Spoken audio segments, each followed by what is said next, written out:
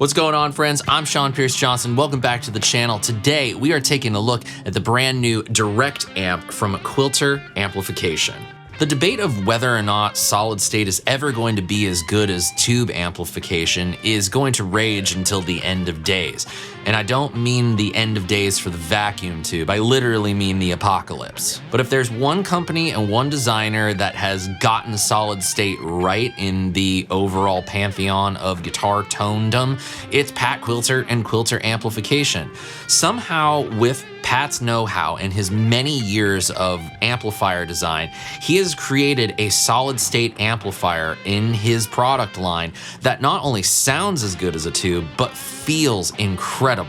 And with the DirectAmp, we have one of these amazing Quilter solid-state amplifiers in a pedal format, with a lot of other cool features that make it far more than just an amp and a pedal. All the controls that you would expect to find, like 3-band EQ of bass, mid, treble, gain, and master volume, they're all right here, very clearly labeled for you in order to do your tone shaping with. But what's cool is that you don't just have one type of amplifier. You actually have access to 3 different types of amplifiers in the form of the Fend, the AC15, and the JMP.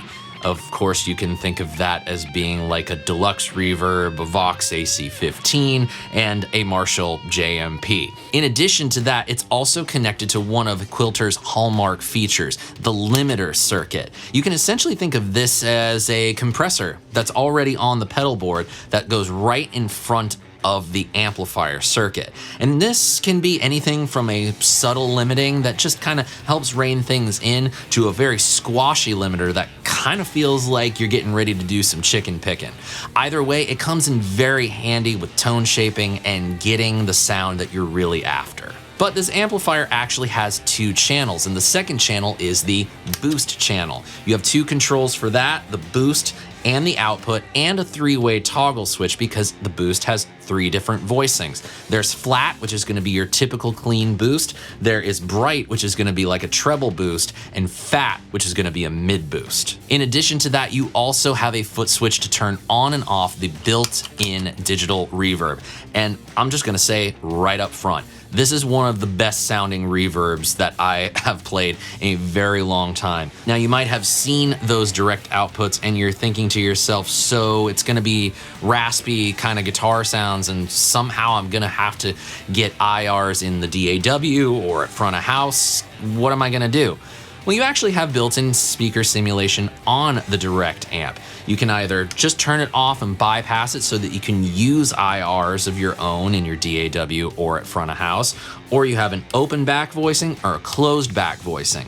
And those 2 speaker types can then be applied to 3 different speaker styles. You have a Jens, which is gonna be something more Fendery American Jensen-ish. Then you have a V30, gonna be that British Celestion Vintage 30-esque kind of sound. And then a CL80, which I have no idea what the CL80 is based on, but it matches up with one of these amplifier types, and it sounds pretty cool. A little bit more mid-focused and not so much a nice little softening of a high end, I guess I'll say. Quite frankly, to me, it's kind of an all-in-one solution, and I've talked enough about it, so now let's finally hear it. The first thing I want to do is show you some basic amplifier sounds with all 3 amplifier types. Going for something a bit clean at first, and then we'll go over to the boost channel, drive that a little bit, and see what the crunchy sounds are like.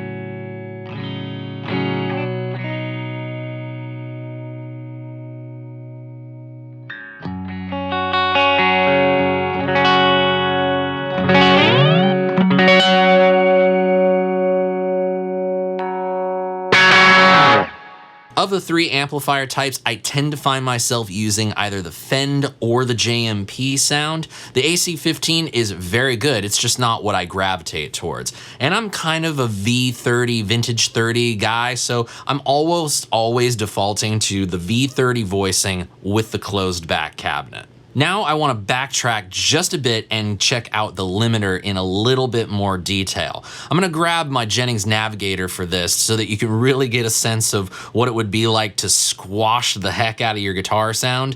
Because hey, if you're going to try to cop chicken picking, is there any better guitar for it than a Telecaster? Just take a listen to what this thing will do. I really dig it.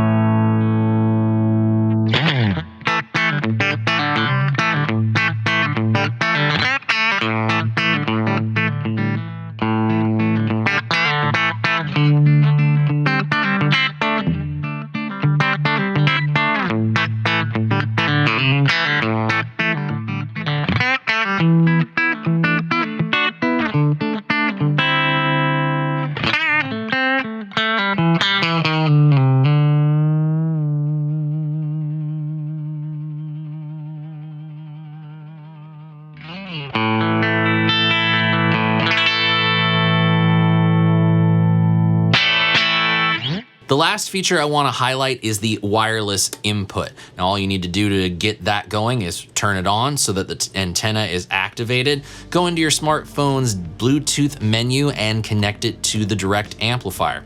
Then you can pipe in whatever songs you're trying to learn, backing tracks you're trying to play along to, or even if you're a crazy person, run a metronome through it.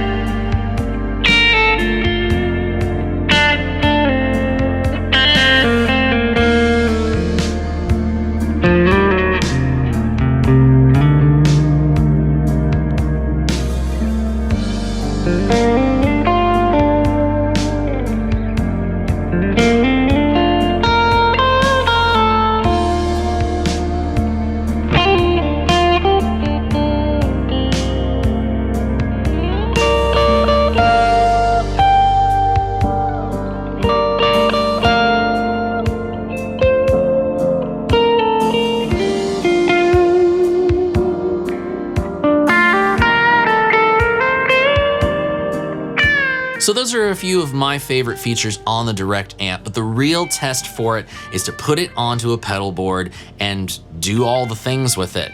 So not only is this going to be the test of how it serves as the centerpiece for a direct guitar rig, it's also going to test how good this thing can handle a bunch of different pedals into the front end as well as in the effects loop. And yes, this will be stereo.